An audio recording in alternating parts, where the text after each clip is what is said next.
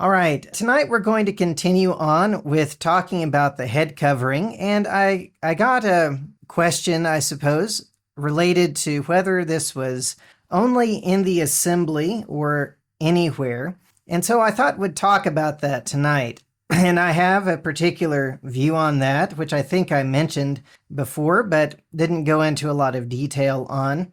But it's not super straightforward, I don't think. So let's go ahead and get into it. We're going to read tonight. We'll go ahead and read through this passage again, but this time from the English Standard Version, which is a little bit different. It uses the word wife and husband in some places, but we'll go ahead and read it from a different translation than we've used before. Now I commend you because you remember me in everything and maintain the traditions, even as I delivered them to you. But I want you to understand that the head of every man is Christ, the head of a wife is her husband, and the head of Christ is God. Every man who prays or prophesies with his head covered dishonors his head, but every wife who prays or prophesies with her head uncovered dishonors her head, since it is the same as if her head were shaven. For if a wife will not cover her head, then she should cut her hair short. But since it is disgraceful for a wife to cut off her hair or shave her head, let her cover her head. For a man ought not to cover his head, since he is the image and glory of God, but woman is the glory of man. For man was not made from woman, but woman from man. Neither was man created for woman, but woman for man. That is why a wife ought to have a symbol of authority on her head because of the angels. Nevertheless, in the Lord, woman is not independent of man, nor man of woman. For as woman was made from man, so man is now born of woman, and all things are from God. Judge for yourselves. Is it proper for a wife to pray to God with her head uncovered? Does not nature itself teach you that if a man wears long hair, it is a disgrace for him, but if a woman has long hair, it is her glory, for her hair is given to her for a covering? If anyone is inclined to be contentious, we have no such practice, nor do the churches of God. All right, so when we look at this idea, is this talking about only in the assembly of the church that a man must not cover his head when praying or prophesying, or a woman, or according to this translation, a wife, must cover her head when praying or prophesying? So sometimes the argument is made that prophesying was only done in the public worship of the church, and so this has to be restricted to the gathering of the church. And they appeal to 1 Corinthians 14, verses 3 and 4 for this idea. At least some people do. Not everybody who holds a particular view uses the same arguments. Some arguments are better than others. But this is what I was finding related to this idea. And in 1 Corinthians 14, verses 3 and 4, it says, on the other hand, the one who prophesies speaks to people for their upbuilding and encouragement and consolation. The one who speaks in a tongue builds up himself, but the one who prophesies builds up the church. And so they use this and they say, well, you see, prophesying is done for building up the church, therefore it has to be done in the church. But the problem about that is that that's true in this context, because this context is that the church is gathered together. That's the context of 1 Corinthians 14.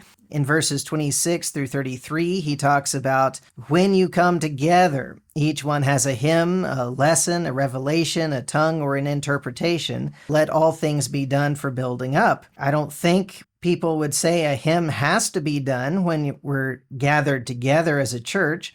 But he's saying when you do come together, this is what you are to do or not to do. So he talks about the one who does not have an interpreter who's speaking in tongues to keep silent in church. That's the context of 1 Corinthians 14. He's not saying in 1 Corinthians 14 that prophecy is only done in the congregation or in the gathering as a church. We have the books of the Bible clearly written as prophecy, but they were not written in the worship assemblies of the churches. And in Acts 21, verse 9, it says, Philip had 4 daughters who prophesied, and it doesn't tell us in what context they were prophesying, but they were not permitted to prophesy in the church according to 1 Corinthians 14. We have this in Acts 21 and verse 9 through 11.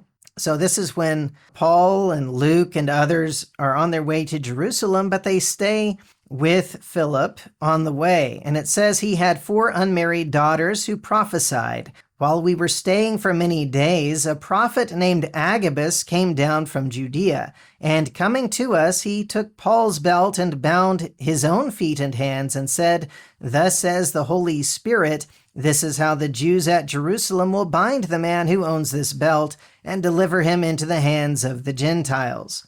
So here comes this man Agabus to prophesy to Paul. There's these 4 daughters who are prophetesses, and yet it doesn't seem like they are the ones prophesying to Paul. A prophet comes all the way from Judea to prophesy to Paul, but there's no indication this is in the assembly. This is something specifically for Paul's benefit. When we look at Acts 4, verses 7 and 8, Peter and John have healed the lame man. They're before the council, and it says when they had set them in the midst, they inquired, "By what power or by what name did you do this?"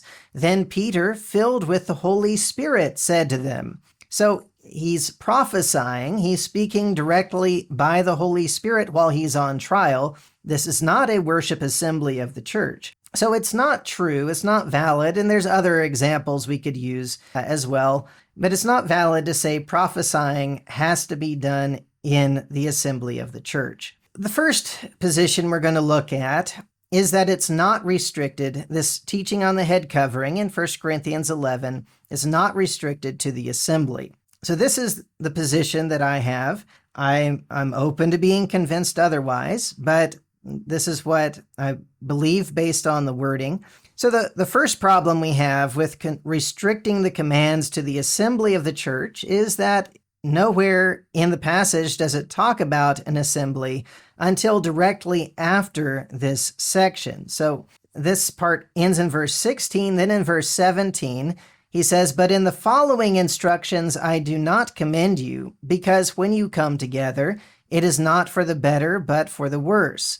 For in the first place, when you come together as a church, I hear that there are divisions among you, and I believe it in part." So there's nothing in the first part of 1 Corinthians 11 that talks about them coming together as a church. But just because it's not mentioned until afterwards does not necessarily mean that the assembly's not in view, but it does make it more difficult to establish that it's dealing specifically with the assembly of the church. So the argument that I have, that I use, which others use as well, I probably heard it from someone else.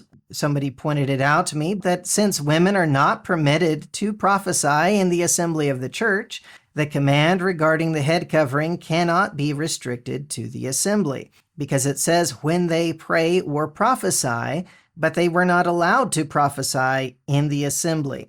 So 1 Corinthians 14, verse 29 through 35, "Let 2 or 3 prophets speak, and let the others weigh what is said. If a revelation is made to another sitting there, let the first be silent. For you can all prophesy one by one, so that all may learn and be encouraged." Now, who is involved in being a prophet here? If you get down to verse 33, "As in all the churches of the saints, the women should keep silent in the churches, for they are not permitted to speak." So they cannot be part of the prophets, the 2 or 3 prophets that are permitted to speak in the assembly. So that's the point there, that if it's saying that, when praying or prophesying, that's something the women are actively doing, then it cannot be restricted to the assembly because they were not permitted to prophesy in the assembly. So there are a few problems with this argument, that it's not restricted to the assembly. The first problem is it's difficult to be consistent, especially when you have different cultures, even different jobs. And it seems like it would require a woman to always have something with which to cover her head anytime she wants to pray. So that's a difficulty placed on the woman. It would also prevent a man from praying when he's forced to have his head covered, having a hard hat in a construction area, living in a culture where men are required to have turbans or other head coverings, things like that. These are legitimate problems with this view that it applies everywhere, because I don't believe God restricts people from being able to pray based on the availability of a head covering for them or the ability to take off what is on their head. And there are exceptions to rules. You have priests who worked on the Sabbath, things like that. But I think it's a good reason to be careful with our understanding of this rule as well. So those are legitimate things to really think about when you're trying to understand what is it saying. If it's making it to where you cannot do something that God otherwise wants you to do, then probably the understanding is wrong. So the second position is that it is restricted to the assembly.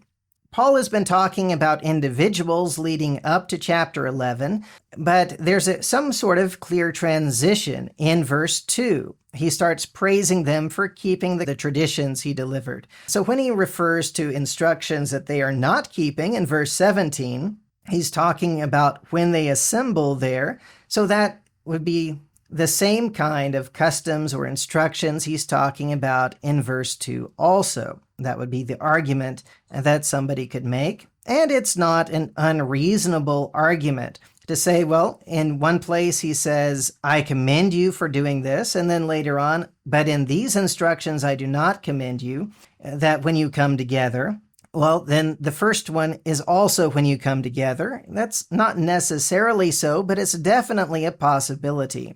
And then in verse 16, he also specifically says that the churches of God have no such practice when he talks about someone being contentious about the teaching. So while it's true that a church is a church, whether they're assembled or they're not assembled, I don't really know how a local church will have a custom if it's just done by individuals even when they're not assembled. So it does make sense if it's saying that the churches of God, not the church of God, but the churches of God have a particular custom, then it would be talking about when they're gathered together. So that is, I think, a reasonable idea.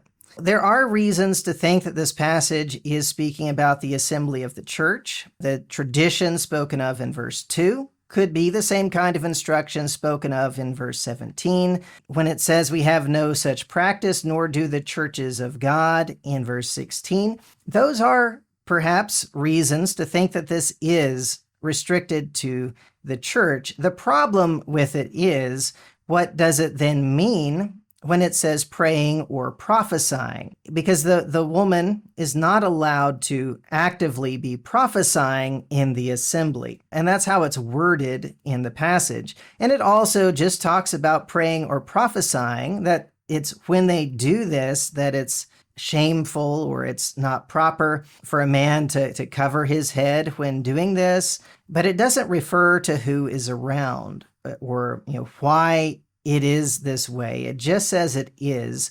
It doesn't say in the church, which it seems like it would if that's what it's talking about. So I still believe that it's not restricted to the assembly, but you can see why others may believe that it is restricted to the assembly.